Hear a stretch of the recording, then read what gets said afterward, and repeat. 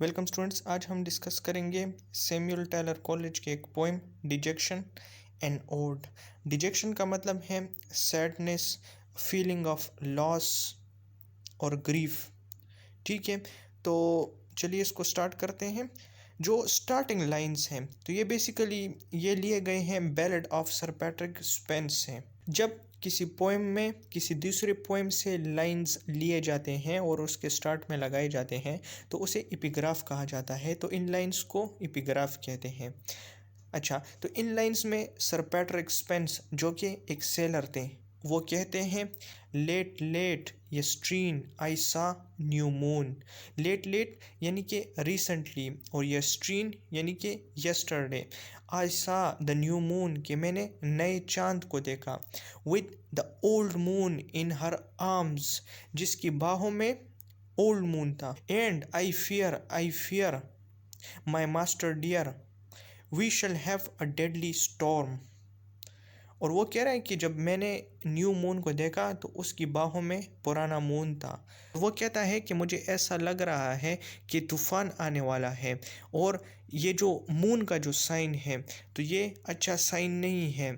और we shall have a deadly storm यानी कि इसके बाद जो है एक ख़तरनाक तूफान आएगा जिसमें हमारी मौत होगी। तो बेसिकली सर पैट्रिक स्पेंस एक सेलर थे और उसके मास्टर ने उनको एक मिशन पे भेजा। सर पैट्रिक स्पेंस जो थे तो वो डरे हुए थे और उन्होंने जब इस मून के साइन को देखा तो उन्हें अंदाज़ा हो गया था कि मौसम ठीक नहीं है और तूफ़ान आएगा, लेकिन इसके बावजूद जो है तो वो उस सफ़र पे चला गया। अब इन लाइंस में टेलर कॉलेज कहते हैं, वेल इफ़ द बार्ड का मतलब है पोएट या speaker, was weather wise who made the grand old ballad of Sir Patrick Spence this night so tranquil now will not go hence। तो यहाँ पर कॉलेज कहते हैं कि जिसने ballad of sir Patrick Spence लिखी है, अगर उसको वेदर के बारे में इंफॉर्मेशन थी तो इसका मतलब ये है कि मैं जो नज़ारा कर रहा हूँ, मैं जो मौसम देख रहा हूँ तो ये भी बहुत जल्द ख़राब होने वाला है। और ये जो नाइट है जो अभी पीसफुल है, ट्रैंक्विल का मतलब है peaceful, will not go hence unaroused by winds कि ये पीसफुल नहीं रहने वाली और यहाँ भी तूफ़ान आने वाला है। That ply a busier trade those which mould yon clouds in flakes. और वो जो हवाएं हैं, योन योन का मतलब है वहाँ पर, यानी कि जो यहाँ से कुछ फासले पर जो हवाएं हैं आसमान में जो कि क्लाउड्स को डिफरेंट शेप्स में कन्वर्ट कर रही है, जो कि तेज़ हवाएं वहाँ पर हैं वो यहाँ पर आने वाली हैं। और the dull sobbing draft that moans and rakes. और वो हवाएं जो कि एक सोबिंग साउंड प्रोड्यूस कर रही है, यानी कि ऐसा लग रहा है कि जैसे वो हवाएं रो रही हैं। That moans and rakes upon the string of this Aeolian lute.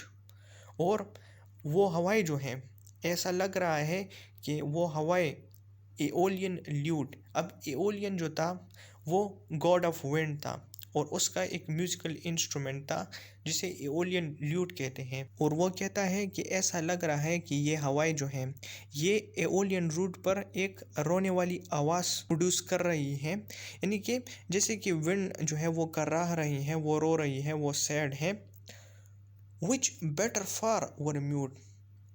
और वो कहते हैं कि इस साउंड का म्यूट होना यानी खामोश होना अच्छा था। फॉर लू the new moon winter bright and over spread with Phantom light. अच्छा, अब वो न्यू मून की बात कर रहा है कि ये न्यू मून जो है ये वाइट लाइट से कवर है। फैंटम लाइट का मतलब है वाइट लाइट या celestial light with swimming Phantom light over spread. और इसकी जो वाइट लाइट है तो ये हर जगह फैली हुई है और स्प्रेड है, but rimmed and circle by thread. Rim basically outline को कहते हैं, यानी कि मून के जो इर्द गिर्द जो आउटलाइन इस तरह होता है उसे रिम्ड कहते हैं।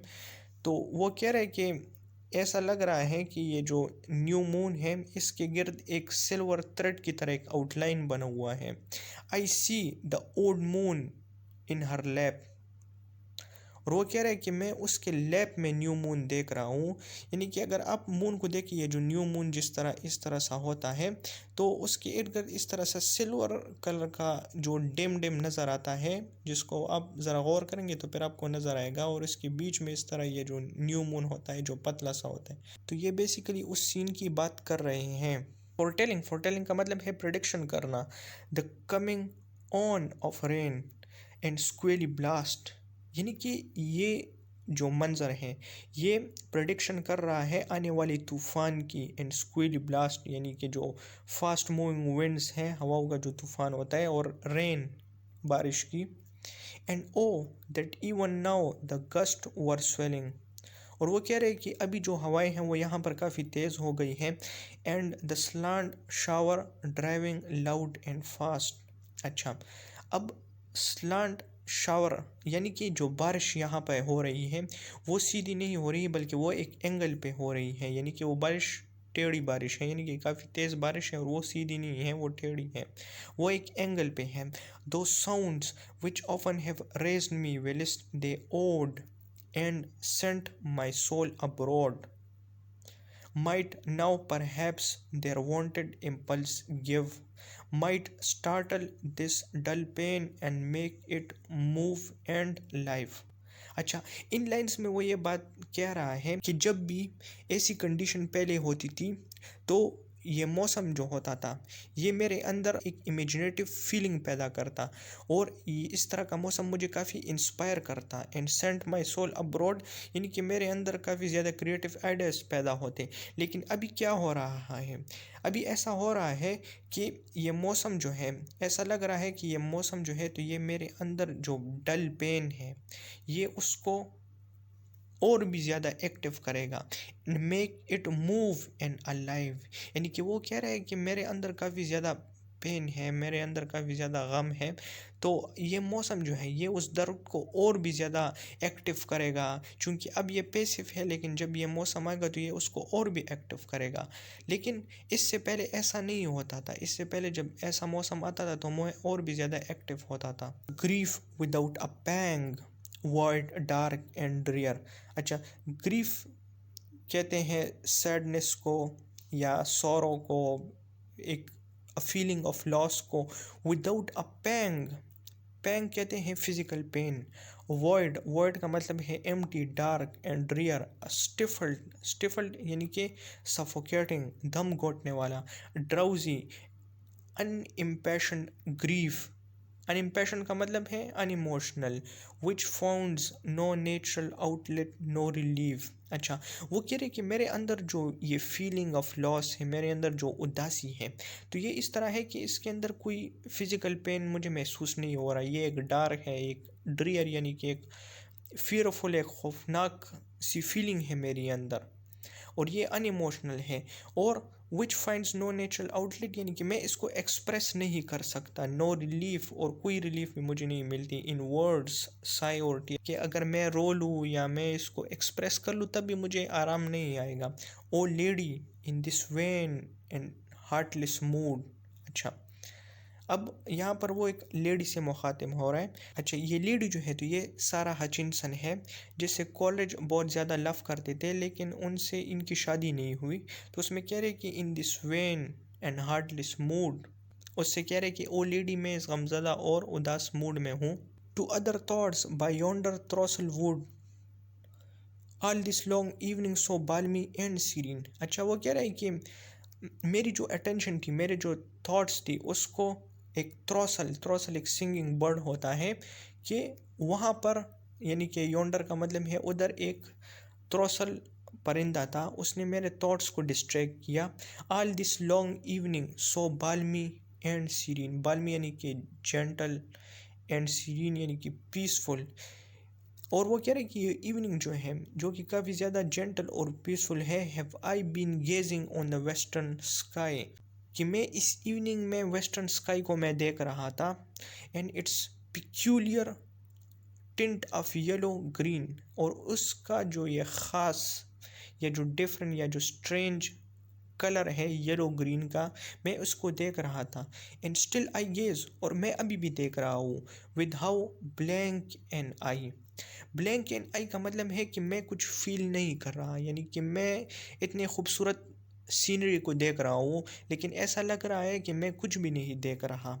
इन those thin clouds above in flakes and bars. Flakes यानी कि फ्लैटन शेप में जो क्लाउड्स होते हैं, एंड बार्स यानी कि सिलेंड्रिकल क्लाउड्स, क्लाउड्स की शेप की बात कर रहे हैं। That give away their motion to the stars. अच्छा, अब यहाँ पर वो कह रहे हैं कि जो क्लाउड्स हैं वो स्टार को मोशन दे रहे हैं। अब स्टार जो होते हैं तो वो इस तरह हमें लगता है कि वो मूवमेंट नहीं कर रहे हैं, लेकिन जब क्लाउड्स गुजरते हैं तो हमें ऐसा लगता है कि स्टार जो है तो वो भी मूवमेंट कर रहे हैं। तो वो यहाँ पर काफ़ी खूबसूरत अंदाज में कहते हैं कि जो क्लाउड्स होते हैं वो स्टार को मोशन दे रहे हैं। दो stars that glide behind them और बिटवीन, और वो स्टार जो कि या उसके पीछे होते हैं या उन क्लाउड्स के दरमियान होते हैं। Now sparkling, now bidding but always seen, और वो स्टार कभी चमचमाते हैं और कभी उनकी रोशनी कम हो जाती है, यानी कि क्लाउड्स जब स्टार के सामने आ जाते हैं तो वो स्टार गायब हो जाते हैं, लेकिन वो कहते हैं कि वो स्टार वहाँ पे हमेशा मौजूद होते हैं। Yon crescent moon as fixed as it grew in its own cloudless starless lake of blue. अच्छा, अब वो कह रहे हैं कि वहाँ पे जो क्रिसेंट मून है, अब यहाँ पे ये न्यू मून की बात नहीं कर रहे हैं, यहाँ पे वो क्रिसेंट मून की बात कर रहे हैं। यानी कि इससे पहले लाइन्स में वो कहते हैं कि मैं न्यू मून को देख रहा था और मुझे ऐसा लग रहा था कि तूफान आने वाला है, जिस तरह के सर पैट्रिक स्पेंस के पोएट ने कहा था। लेकिन अब वो कह रहे हैं कि यहाँ पे मैं क्रिसेंट मून को देख रहा हूँ। As fixed as it grew in its own cloudless starless lake of blue. Cloudless starless lake of blue यानी कि स्काई की बात कर रहे हैं कि जो मून जो है वो अभी जिस तरह नज़र आ रहे हैं तो ऐसा लग रहा है कि आसमान में जो है तो क्लाउड भी नहीं है और स्टार भी नहीं है, कि सिर्फ मुझे मून नज़र आ रहा है। आई सी दिम ऑल सो एक्सीलेंटली फेयर, और मैं उनको क्लियरली देख रहा हूँ। I see not feel how beautiful they are. तो वो ये कह रहा है कि मैं इस मंज़र को देख रहा हूँ लेकिन मैं फील नहीं कर रहा हूँ और मैं ये इमेजिन नहीं कर रहा कि वो चीज़ें कितनी खूबसूरत हैं। माई जीनियल स्पिरिट्स फेल। जीनियल का मतलब है हैप्पी स्पिरिट्स, यानी कि मेरी जो रूह थी वो पहले काफ़ी ज़्यादा हैप्पी होती थी, अपनी सोल की बात कर रहा है। And what can this avail to lift the smothering weight from my breast. और वो कह रहा है कि वो मेरी जो सोल है तो वो अब मेरी मदद नहीं कर सकते कि मेरे सीने से, मेरे ब्रेस्ट से स्मोदरिंग, स्मोदरिंग का मतलब है सफोकेटिंग, कि मेरे सीने से ये वज़न उठाए, मेरे सीने से या मेरे हार्ट से ये जो फीलिंग ऑफ लॉस है, ये जो सोरो है मेरे अंदर, इसको रिमूव करें। It were a vain endeavour. और वो कहते हैं कि ये मेरी एक बेकार कोशिश थी, यानी कि इस कोशिश का मेरा फ़ायदा नहीं था। कौन सी कोशिश का, तो आगे बता रहे हैं। दो I should gaze for ever, यानी कि वो इससे पहले लाइंस में वो कह रहा है कि मैं स्काई को देख रहा हूँ और यहाँ पर एंड आई स्टिल गेज, तो उसकी बात यहाँ पे कर रहा है कि though I should gaze forever on that green light that lingers in the west, कि वो ग्रीन लाइट जो है जो कि वेस्ट में है मैं उसे देख रहा हूँ और मुझे इसे देखते रहना चाहिए। I may not hope from outward forms to win. अच्छा, अब यहाँ पर वो जो है तो अपना आर्गूमेंट बदल लेता है, यानी कि इस पहले कहता है कि मैं उस ग्रीन लाइट को मैं देखता रहूँगा, लेकिन फिर वो कहता है कि आई मे नॉट होप, मुझे आउटवर्ड चीज़ों से उम्मीद नहीं करनी चाहिए कि वो मेरी मदद करे। The passion and the life whose fountains are within. अच्छा, ये लाइंस काफ़ी इम्पोर्टेंट हैं क्योंकि इन लाइंस में कॉलेज अपना आइडिया पेश कर रहे हैं नेचर से मुतल्लिक, जो कि वर्ड्सवर्थ के अगेंस्ट है।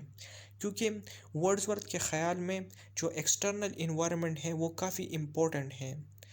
जो एक्सटर्नल स्टिमुलस है या जब एक्सटर्नल इन्वायरमेंट खूबसूरत होता है तो इंसान भी खूबसूरत होता है। लेकिन यहाँ पर देखें ना, यहाँ पर कॉलेज कह रहा है कि the passion and life whose fountains are within, यानी कि वो कह रहा है कि सब कुछ जो है तो वो इंसान के अंदर होता है।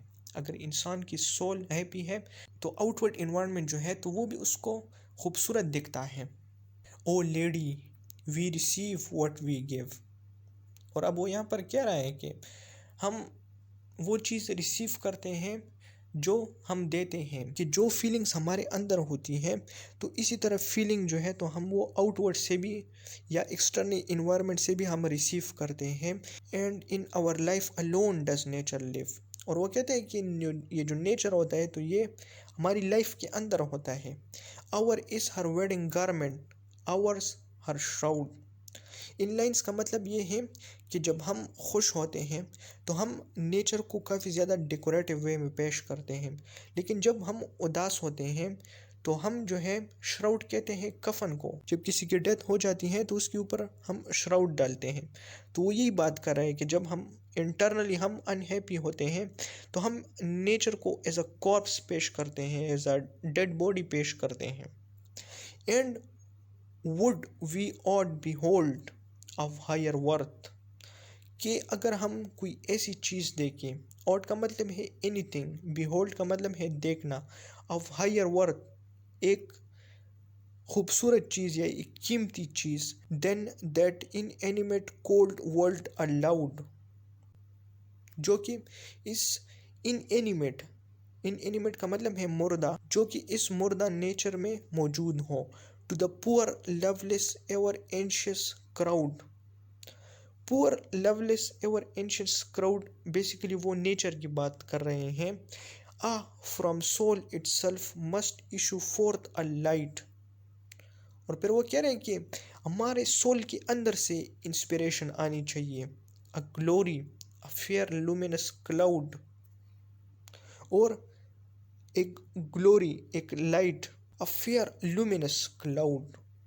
और हमारे सोल के अंदर से जो लाइट जो निकलती है तो वो एक क्लाउड की तरह होती है। अ fair luminous cloud involving the earth, जो कि अर्थ को कवर करती है, रैप करती है। And from the soul itself must there be sent. और वो कह रहे हैं कि जो सेंड है तो वो भी सोल इशू करता है, जो हमारी स्पिरिट है, जो हमारी रूह है।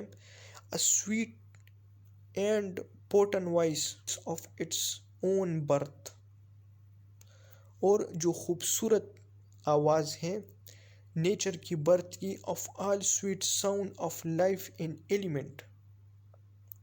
यानी कि सिंपल वर्ड्स में वो ये बात कर रहा है कि जो इंटरनल फीलिंग है इंसान के अंदर, जब वो ठीक होगी, जब वो इंसान इंटरनली हैप्पी होगा तो एक्सटर्नल इन्वायरमेंट भी उसको हैप्पी नज़र आएगा और वो जॉय महसूस करेगा। लेकिन अगर एक इंसान अंदर से ही गमज़दा है तो बाहर की जो दुनिया है तो वो भी उसके लिए गमज़दा दिखेगी, और वो जो है तो वो कुछ भी फील नहीं करेगा, ना वो सेंट फील करेगा, ना वो खूबसूरत कलर्स को देखेगा, ना वो लाइट को देखेगा। Oh, pure of heart, thou need not ask of me what this strong music in the soul may be, what and where it doth exist। तो यहाँ पे सैमुअल टायलर कॉलरिज अपनी बिलीवर्ड से कह रहे हैं कि ओ प्योर ऑफ हार्ट, तो उसे वो प्योर ऑफ हार्ट कहते हैं कि तुम्हारा हार्ट बहुत प्योर है। उसे कहते हैं कि तुम्हें मुझसे ये पूछने की ज़रूरत नहीं है कि ये इंस्पिरेशन या ये स्ट्रॉन्ग म्यूज़िक ये सोल में कहाँ पे एग्जिस्ट करता है। This light, this glory, this fair luminous mist, कि ये लाइट, वो उसे लाइट भी कहते हैं, ग्लोरी भी कहते हैं, एक मिस्ट या धुंध वो भी कहते हैं। This beautiful and beauty making power, तुम्हें इसके बारे में मुझसे पूछने की ज़रूरत नहीं है कि ये कहाँ पे है। फिर कहते हैं जॉय वर्चुअस लेडी, तो अब यहाँ पे वो उसे वर्चुअस लेडी भी कह रहे हैं अपनी बिलीवर्ड को। Joy that never was given, और कहते हैं कि जॉय खुशी, और वो खुशी जो कि दूसरे लोगों को नहीं दी जाती। सेव टू द प्योर, और वो सिर्फ प्योर लोगों को दी जाती है। And in their purest hour, और उसमें भी उनके सबसे प्योर टाइम में दी जाती है। Life and life's effluence, cloud at once and shower, joy lady is the spirit and power. अच्छा, वो कहते हैं कि लाइफ या लाइफ इफ्लुएंस, इफ्लुएंस कहते हैं द फ्लो ऑफ लाइफ को। Cloud at once and shower, joy lady is the spirit and power. तो अब यहाँ पे बेसिकली वो उस इंस्पिरेशन की बात करते हैं कि जो फ्लो ऑफ लाइफ है वो इस इंस्पिरेशन या स्ट्रॉन्ग म्यूजिक जो कि सोल से निकलती है, इसकी वजह से है। Which wedding nature to us gives in dower a new earth and new heaven. और वो मज़ीद कहते हैं कि ये जो जॉय है या जो इंटरनल स्पिरिट है हमारे अंदर, तो ये हमें नेचर के साथ बाइंड करती है। Which wedding nature gives us इन डावर, डावर जहेज को कहते हैं कि ये हमें नेचर के साथ बाइंड करती है, ये हमें नेचर जहेज में देती है। A new earth a new heaven. और इसके बाद क्या होता है कि हम इस अर्थ को एक नए अंदाज से देखते हैं और हमें एक न्यू हेवन नज़र आता है। कॉलेज बेसिकली ये आइडिया देना चाह रहे हैं कि हमें जो ये जो एक्सटर्नल इन्वायरमेंट खूबसूरत नज़र आता है या ये जो हम खुश होते हैं, तो ये हमारी इंटरनल फीलिंग की वजह से होता है। तो इसलिए यहाँ भी वो कह रहे हैं कि new earth and new heaven. और उससे आगे जो है तो वो जॉय की बात कर रहे हैं, तो वो इन सब को इसके साथ रिलेट कर रहे हैं। Undreamed of by sensual and the proud, joy is the sweet voice, joy the luminous cloud, we in ourselves rejoice। अनड्रेम्ड, अनड्रेम्ड का मतलब है अनफोर्सीबल या नॉट प्रेडिक्टेबल, जिसे हम प्रिडिक्ट नहीं कर सकते। Undreamed of by the sensual and the proud, joy is the sweet voice. अच्छा, तो वो ये कहना चाहते हैं कि ये जॉय जो है, ये जो हमें मिलता है इनर वॉइस की वजह से या इनर इंस्पिरेशन की वजह से, इसे हम सेंसुअल तरीके से या बॉडीली या फिजिकली हम हासिल नहीं कर सकते। Joy is the luminous cloud, और वो उसे एक ल्यूमिनस, एक चमकदार क्लाउड कह रहे हैं। We in our self rejoice. और फिर वो कहते हैं कि इसकी वजह से फिर हम खुश हो जाते हैं। And thence flows all that charms और ईयर और साइड। और फिर वो तमाम चीज़ें हमें अच्छी लगती हैं, हमारी ईयर को, हमारी साइड को। All melodies the echoes of that voice. और हम जो सॉन्ग या जो ट्यून्स हम सुनते हैं वो हमें अच्छे लगते हैं। ऑल कलर्स, और जो कलर्स हम देखते हैं वो हमारी आंखों को अच्छे लगते हैं।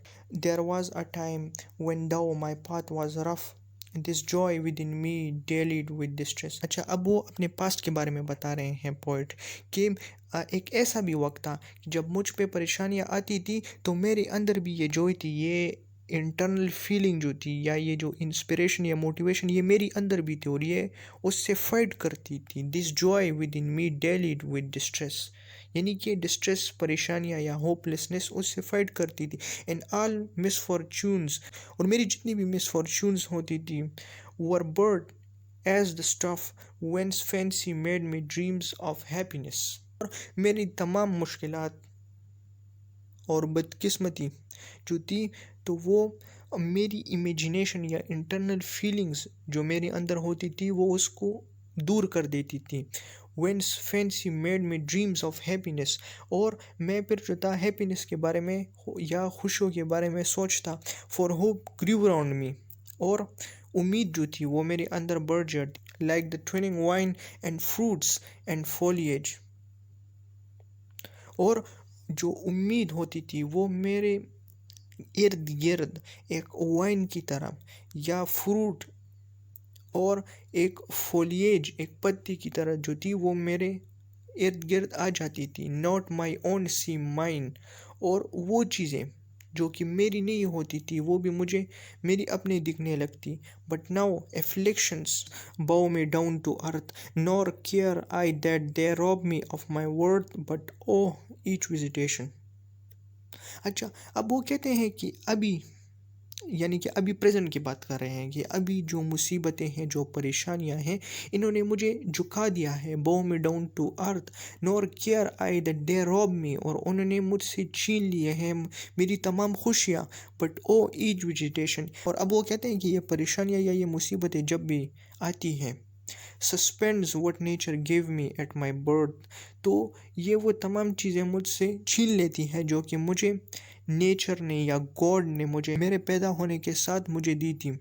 माई शेपिंग स्पिरिट ऑफ इमेजिनेशन, और मेरे अंदर जो स्पिरिट होती थी, जो इमेजिनरी पावर होती थी। तो बेसिकली ये सारी बातें जो हैं तो ये अपनी इमेजिनेशन के बारे में कर रहे हैं कि मेरी इमेजिनेशन जो पहले होती थी वो काफ़ी स्ट्रांग थी, लेकिन अभी मेरी इमेजिनेशन या इमेजिनरी पावर जो है तो वो कम हो रही है।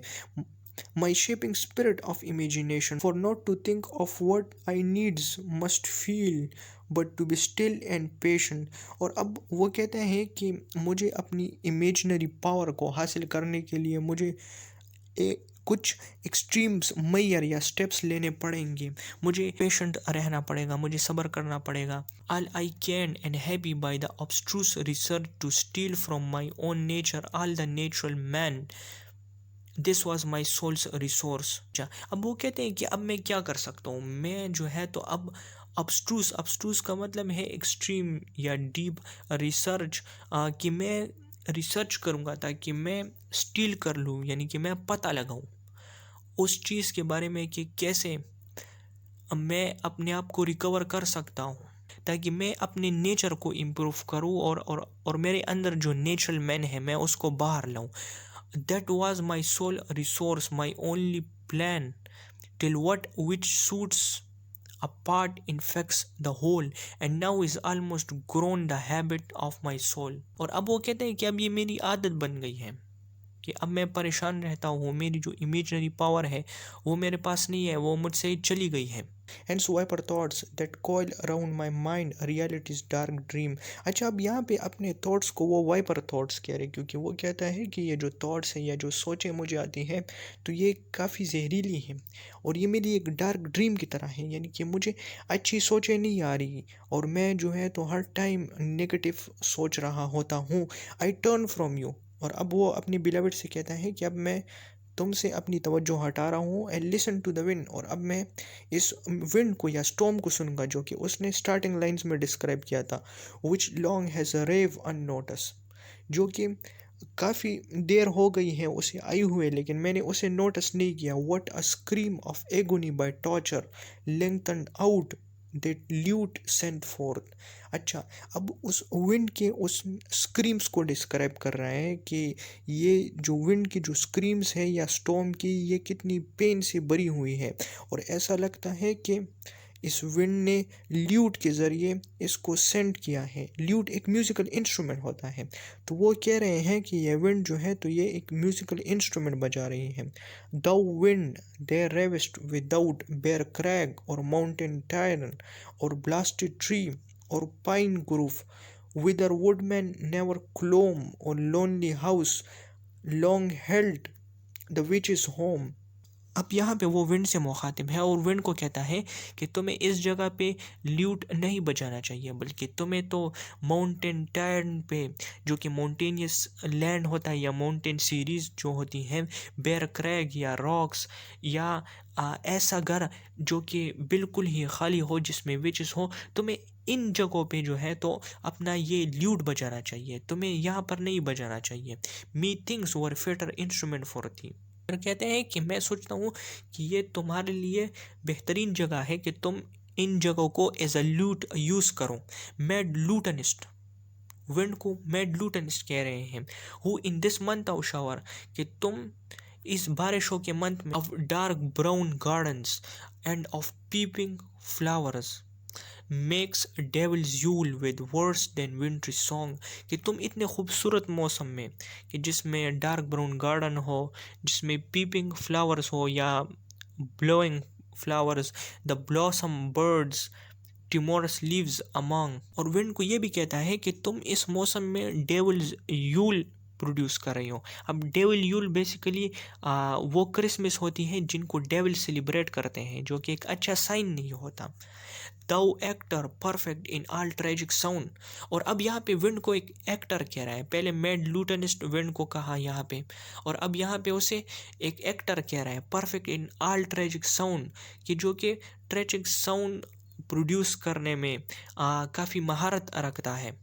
Thou mighty poet, even to frenzy bold। अच्छा, अब यहाँ पे पोएट उस विंड को कह रहा है कि तुम एक पोएट हो जो कि एक मैड, जो कि अनकंट्रोलेबल बोल्ड हो। What tells thou now about it is of the rushing of an oast in a rout with groans trampled man with smarting wounds. But hush, there is a pause of the deepest silence. अच्छा, अब यहाँ पे poet जो है तो wind को एक poet बता रहा है और वो कहता है कि ये विंड जो है तो ये एक कहानी सुना रहा है। कहानी किसकी सुना रहा है? कुछ सोल्जर्स हैं जो कि रिट्रीट कर रहे हैं, जो कि वापस जा रहे हैं।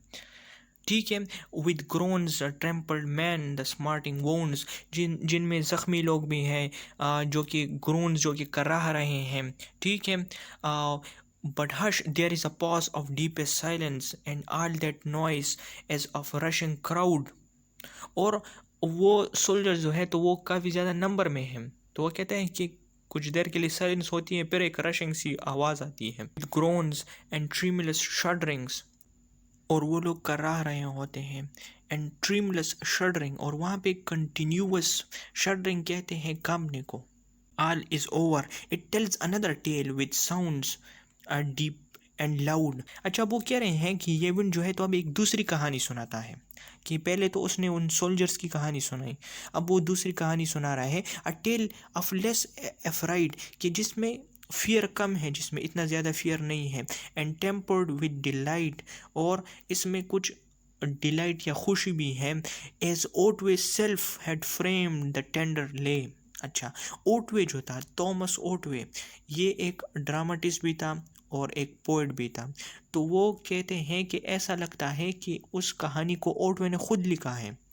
It is of a little child, और ये एक छोटे बच्चे की कहानी है, अपॉन अ लोनसम वर्ल्ड, जो कि एक जंगल में अकेला है, नॉट फार फ्रॉम होम, जो कि अपने घर से इतना दूर नहीं है, but she has lost her way, लेकिन उसने अपना रास्ता खो दिया है, एंड नाउ मोन्स, और अब वो रो रहा है, इन बिटर ग्रीफ एंड फियर, और अब वो डरा हुआ है और वो सैड भी है, and now screams loud and hopes to make her mother hear, अब वो चीख रहा है ताकि उसकी अम्मी उसकी आवाज़ सुने। It is mid night but small thoughts have I of sleep, full seldom may my friend such whistles keep. अच्छा, अब वो कहता है कि मिड नाइट है लेकिन मुझे नींद नहीं आ रही, फुल सेल्डम में माय फ्रेंड। अच्छा, अब वो अपनी जो बिलवड है उसके लिए प्रे कर रहा है, मेरी जो बिलवड है उसे इस नींद न आने वाली बीमारी से निजात हो जाए, यानी कि वो जल्दी सो जाए। फुल सेल्डम में my friend such whistles keep visit her gentle sleep, और उसे जल्दी नींद आ जाए, gentle sleep with wings of healing, और ताकि उस नींद की वजह से उसकी जो थकावट है वो दूर हो जाए, and may this tom be but a mountain birth. इस लाइन का मतलब ये है कि जिस टॉम को मैं डिस्क्राइब कर रहा हूँ ये शॉर्ट लिव हो, यानी कि इसकी वजह से मेरी जो बिलवड है उसको परेशानी ना हो और ये जल्दी ख़त्म हो जाए। May all the stars hang bright above her dwelling, और वो ये दुआ भी करता है कि तमाम सितारे उसके घर के ऊपर आ जाएं। Silent as though they watch the sleeping earth with light heart may she rise. अच्छा, अब वो कहता है कि उसके घर के ऊपर सितारे आ जाए और वहाँ पे साइलेंस हो, और फिर वो लाइट हार्ट के साथ एक जॉयस मूड में वो उठ जाए।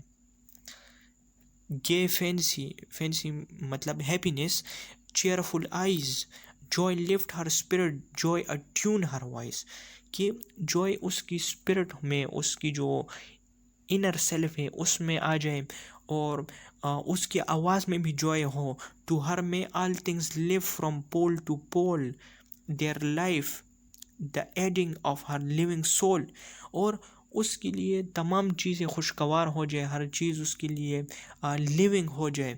O simple spirit guided from above, और अब वो कहता है कि जो मेरी बिलवड है तो ये डिवाइनली कंट्रोल्ड है, गाइडेड फ्रॉम अबव, यानी कि इसे गॉड कंट्रोल कर रहा है। Dear lady friend devoutest of my choice, और वो कहते हैं कि ये मेरी जो है तो सबसे डिवोटेस्ट यानी कि सिंसियरेस्ट या फेथफुल चॉइस है। दस मेज दो एवर एवर मोर रिजॉइस, और तुम हमेशा जो है तो इंजॉय करती रहो। लास्ट में वो कहते हैं कि तुम हमेशा खुश रहो, तुम ज़्यादा से ज़्यादा इंजॉय करो। दो पोइट जो है तो वो खुद ही बहुत ज़्यादा परेशान है, लेकिन वो अपनी बिलविड के लिए प्रे कर रहा है कि वो उसे इस टाइम से ना गुजरना पड़े जिस टाइम से वो गुजर रहा है, जितनी परेशानियां हैं उस पर। Thanks for watching my video. Please subscribe my YouTube channel and if you have any doubt you can ask in the comment.